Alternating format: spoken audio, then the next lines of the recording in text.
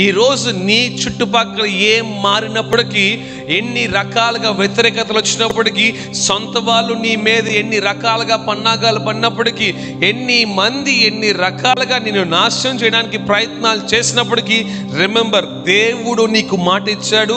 మాట ఇచ్చిన దేవుడు నమ్మదగిన దేవుడు. హల్లెలూయా.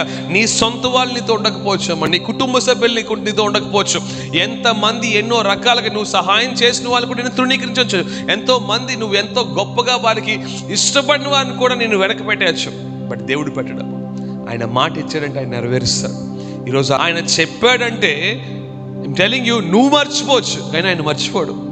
నువ్వు అనుకోవచ్చు నా జీవితంలో ఇంకా అది కలగదు అని, నువ్వు అనుకోవచ్చు నేను పొందుకోనని, నువ్వు అనుకోవచ్చు ఇంతమంది శత్రువులు పెరిగిపోయారు, ఇంతమంది ఇన్ని కష్టాలు పెరిగిపోయి, ఇన్ని ఇబ్బందులు పెరిగిపోయి, ఇన్ని బాధలు పెరిగిపోయి, అయ్యో నా జీవితం ఇంకేమిటి అని నువ్వు అనుకోవచ్చు. బట్ యు నో వాట్, దేవుడు అది నెరవేర్చడానికి సిద్ధంగా ఉన్నాడు.